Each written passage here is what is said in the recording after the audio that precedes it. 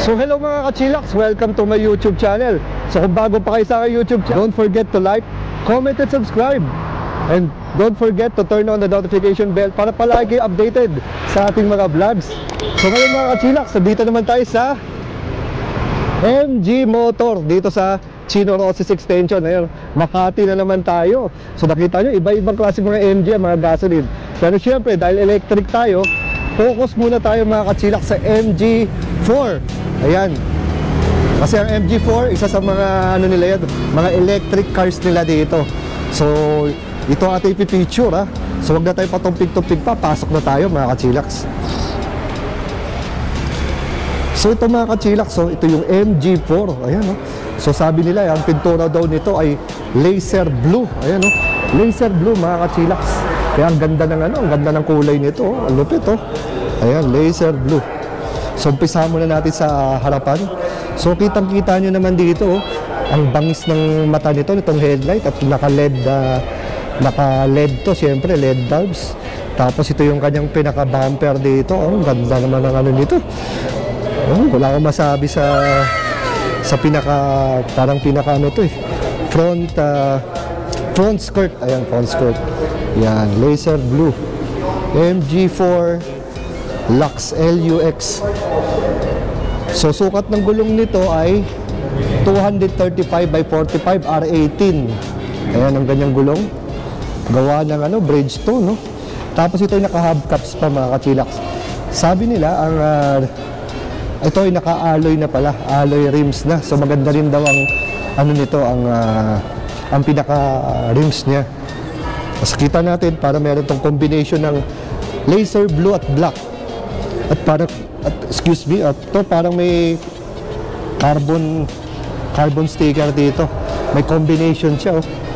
At saka dito, retractable side mirror. At may signal light na rin dito. Ang ganda.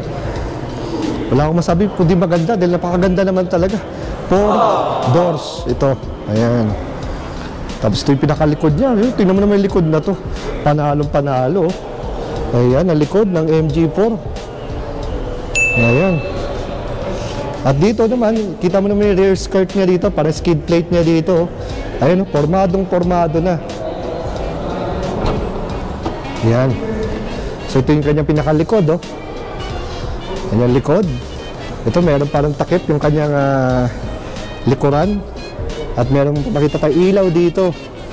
Ayan. Ano ba makikita natin dito? Ayan. So ito yung parang pinaka early warning device. Merong ano dito, pambomba. At syempre tire sealant. Madalas mga ka-chillax yung mga ganito, wala nang spare tire. Yun na napapansin ko talaga sa mga electric cars ngayon. Tapos merong mga lalagyan dito. So syempre ito na malamang natitiklop yan. At makikita natin 3 ang headrest sa likod.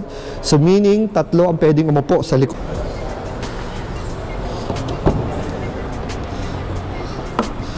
So ito yung tsura niya sa loob.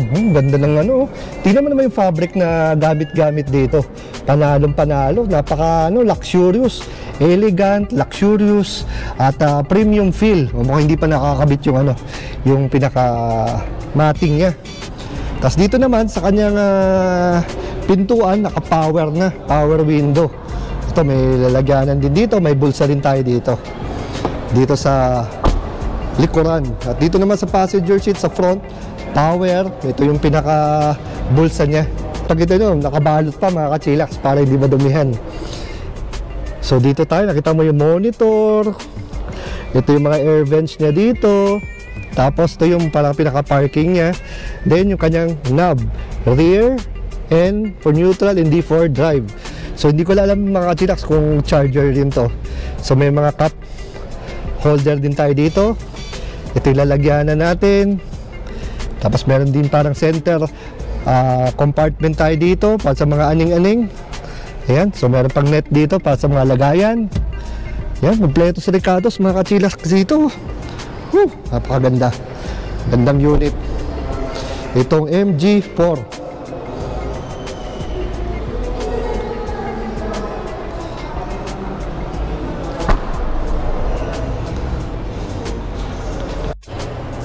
So ito mga ka-chillax, sa bago natin ikutan itong ating MG4, ang power nito ay itong LUX ay 203 PS at meron tong range na 435 kilometers.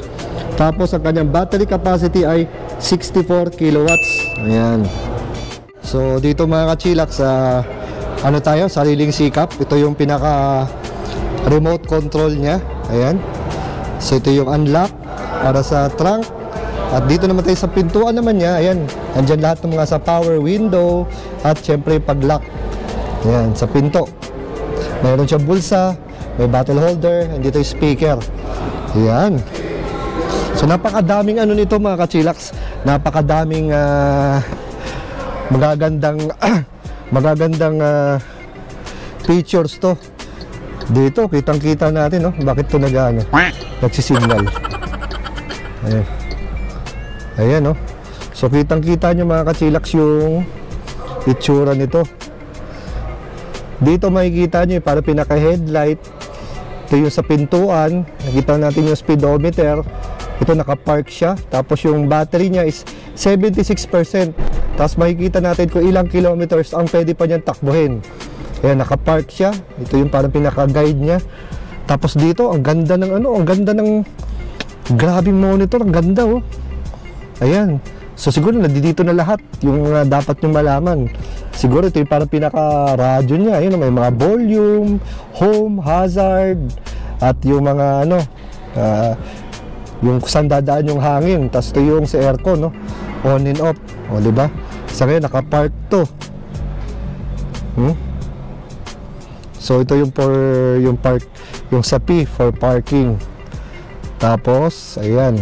Natin kung pwedeng buksan yung aircon. Ayan. So yan mga ka-chillax, oh. Makikita natin dito yung sa aircon. Ayan, oh. Ito yung mga knobs niya para sa aircon. Kita nyo, tahimik na tahimik lang, di ba? Sa ano niya mga ka-chillax, may mga buttons tayo dito, mga controls. So pwede din siya sa mga phone calls. So makikita natin dito. Ayan. Tapos dito yung ilaw. Tapos dito yung wiper. Ayan, oh. Kompleto sa Ricardos dito. Wala akong masabi. Ayan. So dito yung navigation, radio, yung charging niya. Tapos to yung date, yung December 29, Friday. Tapos to yung mga air vents niya, nandito lahat to. So meron tong voice control. Ang kanyang mga upuan ay leather with fabric. Tapos 6-way power adjust ang kanyang mga upuan. And may auto dimming, may rear view, may 360 degrees. At saka yun nga pala, yung spoiler. Naka twin aero spoiler pala ang tawag doon. Tapos may ilaw dito. Ilaw. Ayan. Oh, pwede din pala yata para speaker o SOS. Siguro mga emergency number dito. O, tingnan natin yung ilaw, ah. Yung forma ng ilaw niya. Ayan.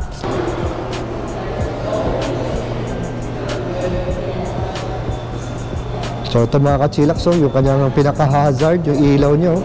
Formado. Poging-pogi ito, oh. Ayan. At meron din siyang signal light dito sa side mirror niya. Ayan.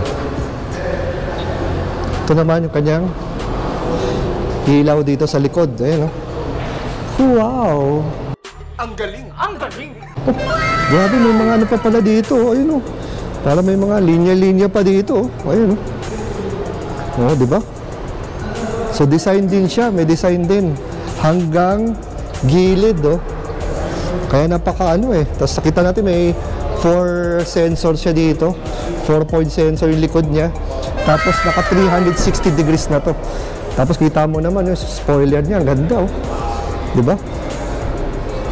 Jaforms na Jaforms. So ito yung kanyang sa upuan. So lahat dito ay naka-power. So upuan naman natin mga ka-chillax yung likod. Tingnan natin kung maluwag, spacious. Ayan, uy, spacious din. Ayan, so dito nakaupo ko ngayon dito sa likod. So ito yung sa driver seat. Kita nyo naman, oh. Maluwag pa. Maluwag pa dito.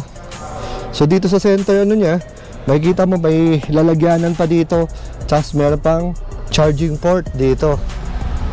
Ang gusto ko dito kahit paano yung kanyang ano, no, yung make ng kanyang upholstery, ang ganda. So may headrest din dito para sa tatlong uupo. Hook dito, seat belt, hook. May hook din sa kabila. Yung kanyang sidings dito, yung siding panel, oh. Parang may design pa dito. Parang hard plastic to, pero ang ganda ng pagkano. Ang ganda ng pagkagawa. Premium, may premium feel. Ito yung ano, parang leather dito, leather upholstery dito. Siguro to speakers din. So dito yung sa ilaw. So dito siguro ano to eh. Yung ko kung side mirror ba to. Ayan. So wala tayong ano eh, mag-a-assist sa atin. Kasi ito yung sa yan sa hood. Tingnan natin kung ano makikita sa hood.